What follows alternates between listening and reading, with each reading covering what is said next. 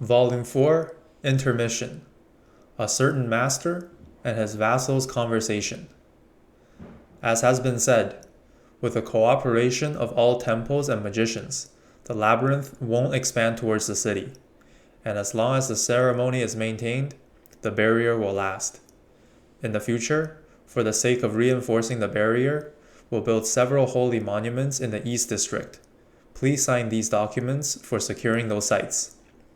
The white-haired official, consul of the Earl, Ortis, read the report while adjusting his monocle. Then, is it usable? That labyrinth?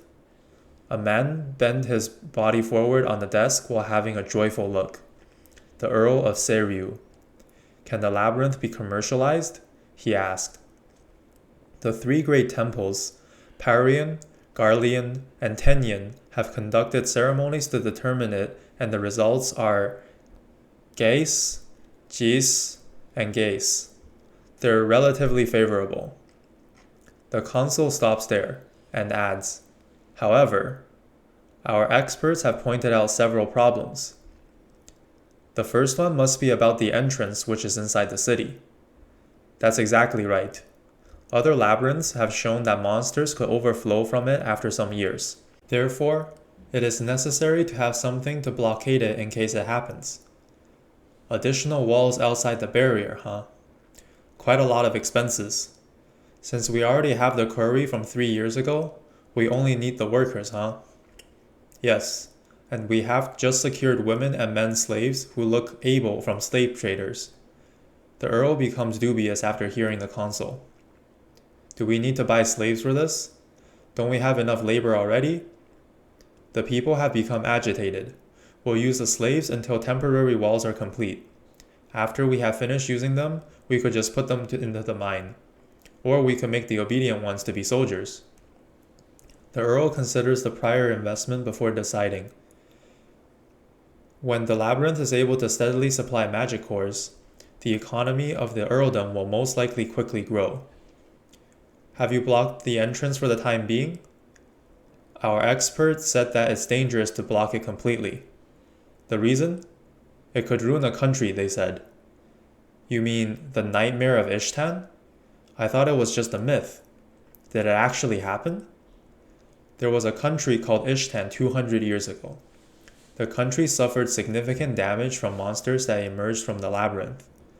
The king who was worried with that invited a famous magician to seal off the entrance of the labyrinth. For safely closing the labyrinth and made the monster's threat disappear, the king was hailed as the wise king. However, 10 years later, the seal was broken by a tsunami of monsters which overflowed from it and destroyed the entire country in a day. Wasn't Ishtan safe for 10 years? Then it should be alright to close it off for a bit, right? Yes, we can't guarantee it, but it's most likely fine. Alright, then close the labyrinth's entrance after the inner wall's construction is finished. I will arrange it at once. Please sign this document. The consul presents the document which he has prepared it beforehand. The Earl signs while reading it and continues to talk with the consul. There is another problem in regards with the labyrinth. What is it? The dungeon master was the senior demon who had attacked this castle some time ago. The Earl breaks his intense expression and asks the consul expressionless. Is that definitive? Yes. A magic soldier who participated in the castle's defense was on the spot. Furthermore, the assistant priest of Garlean, Nibinin, testified for the power of the demon. We don't know the demon's goals, but we obtained the answer from the oracle. It can't be helped if we're anxious. The consul furrows his brows a bit, but regains his composure. We're obligated to tell the king about the labyrinth. How will you choose the representatives? Yeah, if I'm not mistaken, one of the survivors of the labyrinth is a noble. It's Viscount Belton. Then let's make Belton with several officials be the ones. I understand. I'll send a message to inform Viscount Belton. The consul summons his subordinate and tells him to prepare the letter for the Viscount while adjusting his monocle. The report itself has actually been sent to the kingdom with a magic mirror, but it's considered proper for a noble to be the proper messenger for reporting directly to the king. Were those all the things about the labyrinth? The Earl is confirming while stroking his goatee, which doesn't really suit him. No, I was wondering if we could send inspection teams to the labyrinth city, Selbira. Learning from the pioneers, huh? How many do you suppose we should send? 4 groups consisting of 2 military unit groups. A merchants group and a general citizens group will be good. Let's make them bring back the know-how about the public order problem, taxes, and the structure of the Explorer Guild. If possible, I'd like them to invite some high-ranking explorers to investigate our labyrinth rank. General citizens? Is there any meaning in sending commoners? The Earl asked dubiously. It's my bad for calling them general citizens. I meant to say, people who are knowledgeable about the streets. The Earl, who seemingly agrees with the consul's answer, exaggeratedly gives permission. Excellent. I'll leave the personnel selection to you. Tell me when you have your candidates. I respectfully accept it. Were you able to grasp the identity of the silver-masked hero? The public calls him Hero, but no one knows his identity. Since the Earl cannot overlook an existence that could equal senior demon hiding in this city, he did not only make his formal investigators, but also the consul's spies to investigate. We have successfully narrowed down the candidates, but we're lacking conclusive evidence. Who and who? The first candidate is Sir Kigori from the Knights. He has body reinforcement magic and Herculean strength skill. He was off duty, so he stayed home during that day. There are many other things that match, like his long blonde hair, but he should have been boasting more if he was really the Silver Mask. Right, he's a narcissistic man, isn't he? The second candidate is Yasakushi, the Explorer. He's a level 45 warrior. He's not only high-leveled, but also equipped with various strong magic tools, so he could possibly endure the demon's attacks. He's accustomed with fighting monsters and demons. However, his hair is black. What is such a man doing in this kind of frontier place?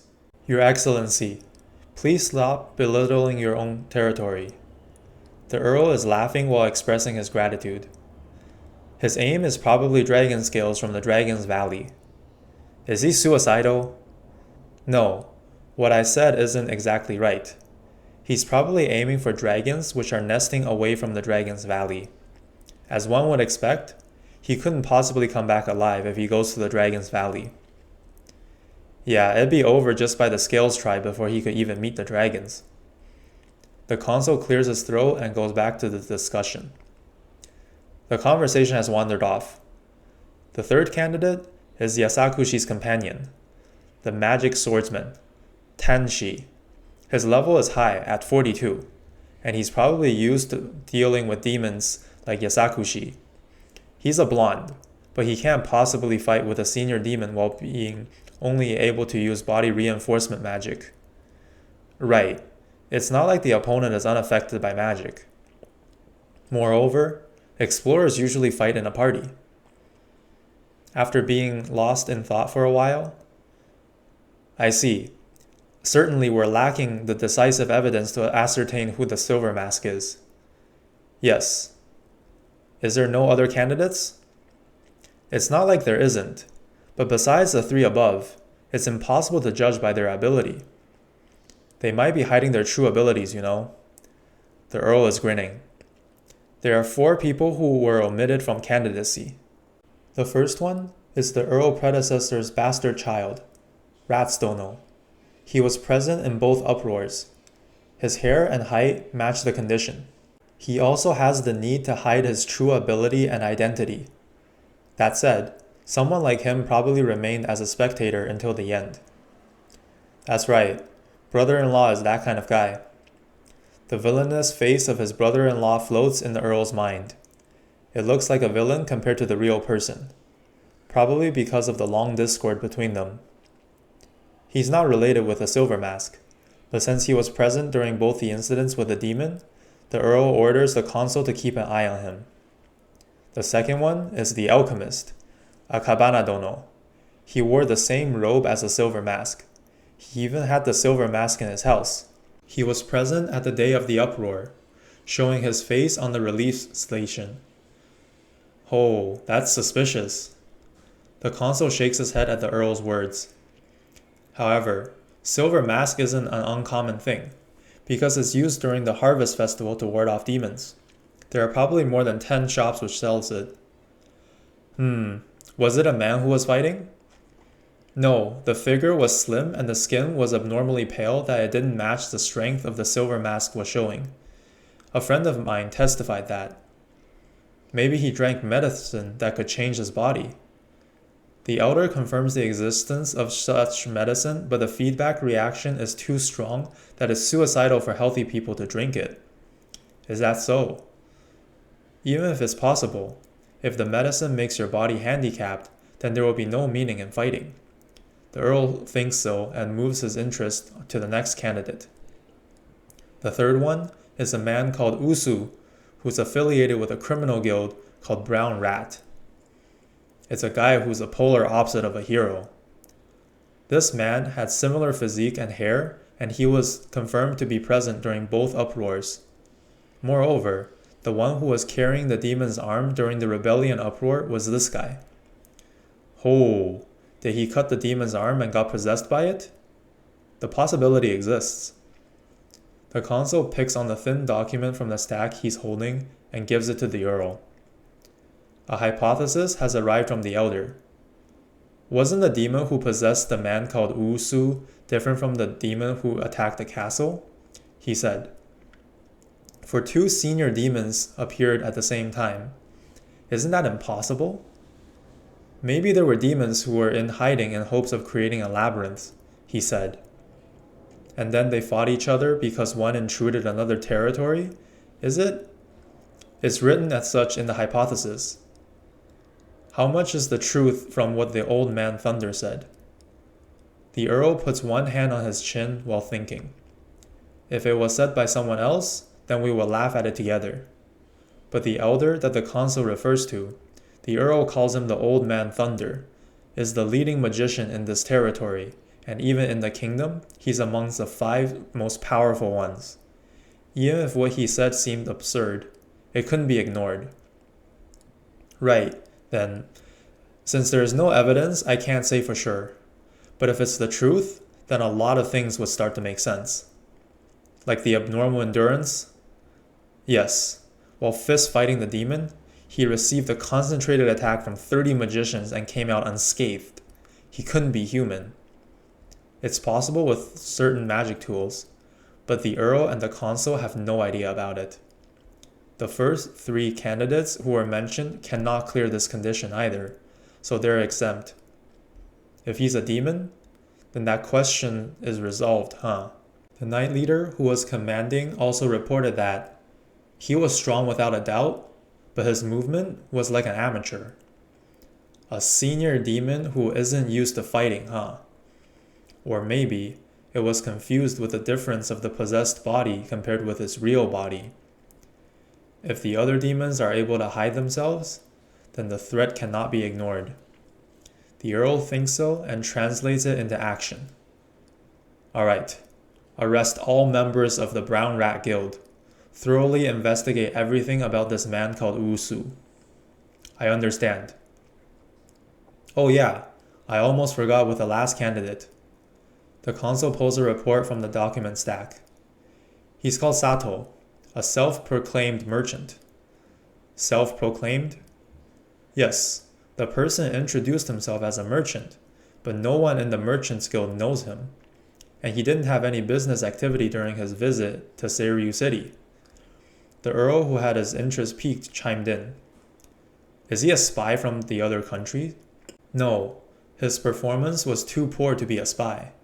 The only things he did after arriving at this city was just sightseeing and doing tryst with women. He seemed to be well off, but he did nothing but wild merrymaking. Sightseeing? In this place? A city with scarce tourist attraction? Yes, it's a good way to check on the city's facilities and road as a way to confirm the nation's power. But it's too conspicuous. That's right. I've never seen anyone who goes on a tour in this Seiryu city. The consul continues his talk after clearing his throat. This person is like the three earlier. He was present during both uproars, and was a survivor from the labyrinth. Self-proclaimed merchant, but actually an explorer, eh? The Earl finds it quite amusing. Well, according to Viscount Belton, he was excellent at commanding the demi-human slaves, but the actual person himself was mediocre. He's a coward who didn't equip a sword, couldn't use magic, and only stealthily threw stones from behind the demi-human slaves, he said. Is that guy acquainted with Viscount Belton? Rather than an acquaintance, he's the man who rescued Viscount Belton while he was caught by the monsters. Oh, should we give him some kind of medal? I think it's unnecessary since the Viscount himself is giving him rewards. The Earl nods while getting back to the story. Even without fighting strength, he was able to escape from the labyrinth. We should consider that he has some kind of experience. Isn't it just because the demi-human slaves were strong? From the Yamato Stone check, they're all level 13, around the level of an average knight. The consul reports it plainly. His expression doesn't show if he's discriminating against the demi-humans. All of his slaves? It's not just one slave who is at the same level as an average knight? Yes, all three are. That's some battle potential. Yes, since they're demi-human slaves, they're not allowed to have weapons inside the city, so there's no problem with the public order. But it's extraordinary for a self-proclaimed merchant's guards. The Earl is contemplating while the consul waits for his master. A son of a noble, or a wealthy merchant's son. No, that can't be. Someone like that will have humans as their guards. The Prince of the Lost Kingdom? I think you're jumping to the conclusions for that one. You're right. It's fun to guess his identity, but there's no meaning to it. Yes. Let's scout for people to be put into the inspection team for the Labyrinth City. Are you serious about that? Write the candidates. I understand. Still, the day after he arrived at Seiryu City, he was at the spot where the demon attacked. Moreover, the day after that, he was present during the rebellion. And again, he got dragged into the labyrinth. What an unlucky man. If that man is bringing in demons, then we should expel him from this territory. That can't be. Nabinen testified that he stopped the rebellion, found out the mastermind behind it, and discerned the demon. The Earl raised his eyes after hearing the consul's report. He's quite an able man, if what Nabinen said isn't a lie. It's not just Nabinen Dono. A magic soldier who was present also testified the same thing. A mysterious man, huh? I'm interested, but I can't get free time to meet him. Yes, since you need to reorganize the territory army, rebuild the destroyed city, the isolation of the labyrinth, and the other things that keep piling. The Earl, seemingly of doing mischief, grins while crooking his lips. About that medal earlier. Are you really going to give him one? No, not medal. Let's give him gentleman title. Court rank, is it? The consul is unusually shaken with the Earl's words, and his words is mixed in with thorns. You don't mind, right? It's a rank given to 10 people a year. We don't need to give him position or pension either. At most, his privileges are being at the lowest seat of the nobles and exempt from the tax. To give a person of unknown birth and parentage a rank? This vassal who has served for generations object. The Earl has anticipated the consul's objection and solemnly states his excuse. He saved the oldest member of that vassal, Viscount Belton's life, stopped the rebellion, and uncovered the plot of the demon. Aren't those enough for achievements? There is no objection to his achievements, but... Furthermore, I'm not giving him Viscount or Baron rank, but a false noble rank of gentleman. The consul realizes that the Earl isn't serious from his expression. Please stop joking. Right now is the most important time for the earldom to make rapid progress. Sorry. Forgive me. I was having fun imagining how my vassal would look like if I gave a vagabond a court rank. Admonished by the consul, the Earl apologizes. Having finished letting off steam with a joke, the Earl and his consul move on to their next agenda. Their night is long.